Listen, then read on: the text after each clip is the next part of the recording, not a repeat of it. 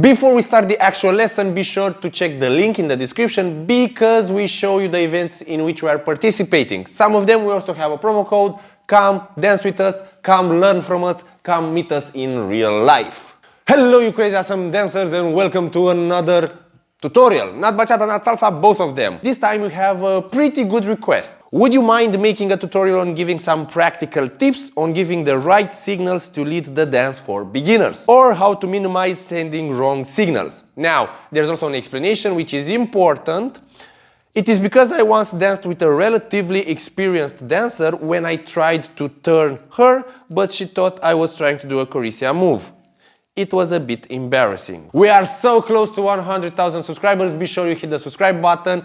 Thank you all the subscribers. Thank you for the super thanks.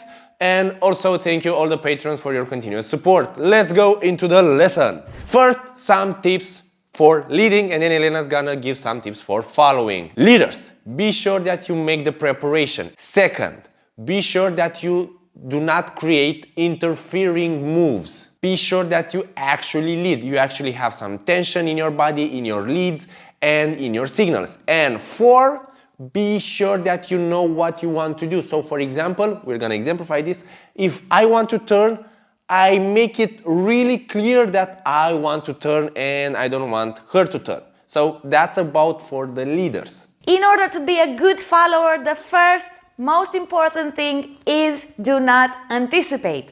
Wait for the signals until the last moment, until you are sure what the leader wants. Second, it's really important also, be present in your dance. Give your attention to your leader. You are dancing with him, not alone in couple.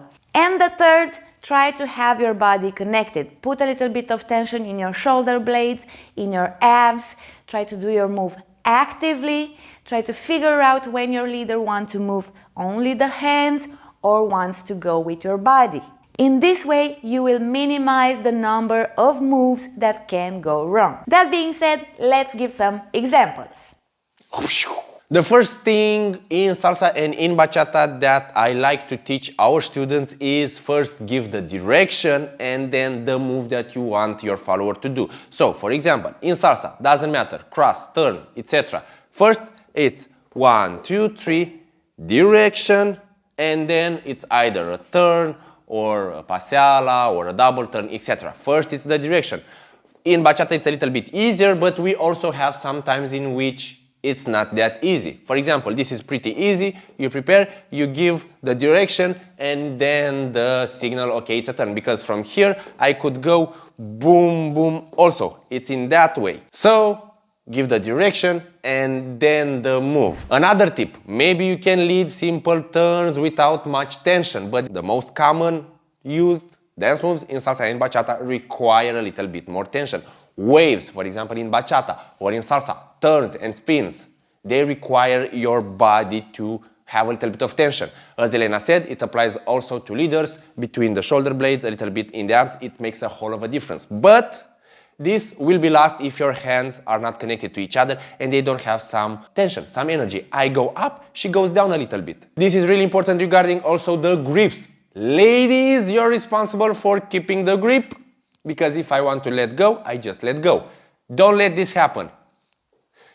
Leaders, in order to avoid this happening, create that claw a little bit, create some tension, but also maybe you have a move in which you don't have where to grab. Just by putting a little bit of pressure and she responding, she will come with you. It won't happen like this. Moving on, I said something about the preparations. Leaders, if you concentrate on the preparations, if you concentrate on being so clear before the actual move starts, you won't have problems in leading. Of course, if your follower actually follows a little bit. Gonna talk about that in a second. So, let's go in something a little bit more difficult. I'm gonna exaggerate the preparations. 1, 2, 3, 4, 5, 6, 7, 8, 1, 2, 3, and here to see it, 3, 4, 5, 6, 7, 8, and 1, 3, 4, 5, 6, 7, 8. When you saw my body was doing those big moves, Those are the preparations and they help a lot. Why? Because you signal visually something is gonna happen. I haven't done anything with the hands, so for example, okay, that helps. It's visual. And of course, if you add the hand, boom, it's gonna be so much easier. One. Also in salsa, for example, just a visual cue. 1, 2, 3, 5, 6, 7. But if I do like this, nothing happens. We have the basic turn in bachata. 1, 2, 3, 4, 5, 6, 7, 8. 1, 2, 3, 4, 5, 6, 7, 8. How did I lead this in order for Elena to understand it's a turn for her or it's a turn for me? First, take the half of the couple. Elbows towards the body, and we have the middle where the grips are. This is like the standard, the basic position. What happens in this side, it's for her. What happens in this side, it's for me. Check the hand. 1, 2, 3, 4. It's in the middle. Now, voom or voom or voom or voom. Many examples. Of course, both the leader and the follower should know this principle for the things to go right. We talked also about salsa. The same thing. 1, 2, it's in the middle, towards her, or 1, 2, 3, towards me. Or 1, 2, 3, 5, 6, 7. Or 1, 2, towards me, 5, 6, 7. Or 1, 2, 3, 5 towards her. This principle saves lives. Now, about the question regarding the turn, for example, in salsa and bachata, a turn versus a caricia. We have this line between us, but we also have the line of the body. I'm gonna explain on salsa first. 1, 2, hand is up. It's on this side of the body. If it goes inside, towards the follower, and it also goes on the other side of the body, guess what, followers? If you wait, it's gonna be a turn. The same goes for bachata. 1, 2, 3, 4, towards me, towards the other part of the body, boom. But I can also keep it towards that way, but on this side of the body. And also for the leaders. Coming back to salsa, the caricia. 1, 2, 3, it's big circle or it's straight towards the head. Boom. So, big circle or towards the head, and at the last point to say so, we do a caricia. Boom. The same is in bachata. Leaders, with practice, you will also play with the tension. A turn requires more tension than a caricia. For the caricia, exactly, I can be almost spaghetti, but for the turn, I need to give that push, that initial push. Hope this makes sense, but this comes with practice, with knowing your body a little bit better. And the last tip regarding the turns and the caricias, as a beginner, try to make the preparation here for the turn, boom, and when you want a caricia, go a little bit down, up towards the head. So, turn, or for example, after the turn, boom, go, boom. Another tip would be to first step and then do something, because you cannot turn after the first step, especially in bachata. 1, 2, 3, 4, 5, 6, 7, 8. It's much harder for the follower to turn if she stepped first. Not impossible if she doesn't follow. Ladies, as Marius already said, it's very important for us to not anticipate and to really wait until the last moment, until we are sure what the leader wants from us. Try to get rid of your reflexes and go only in the moves you know. Just wait for him, because we are both dancing together.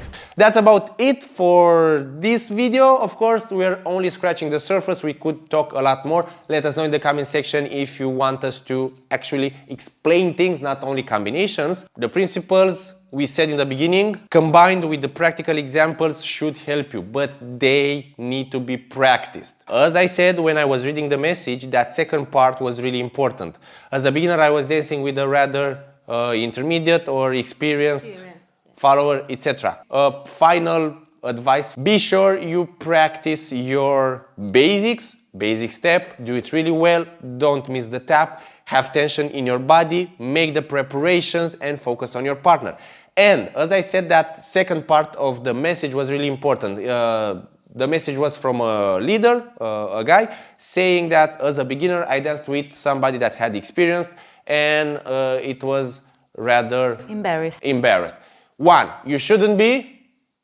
Maybe it was just a bad follower, you don't know. You said it's a rather experienced follower, but in my experience, there are dancers, leaders, and followers, both categories, that have 3 years of dancing, but their level of dancing is worse than a 3-month dancer. Also, leaders, don't always blame yourself for what's happening in the social. That follower might, I don't know, have a not very good day. She wasn't paying attention to you.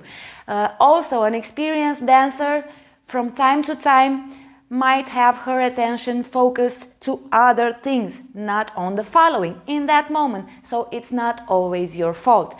Just try to take it as an experience. Don't blame yourself. It will happen a lot more times, not only once, so everything is fine. I will add something to what Elena said. The more you evolve, the better you become, the less amazing dances you will have. So be lucky if 3 out of 10 dances are amazing. 4 are okay, and 3 are not so good.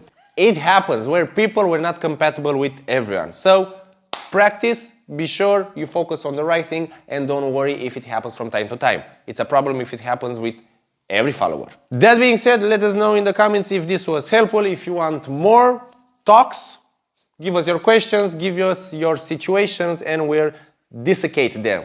Ciao!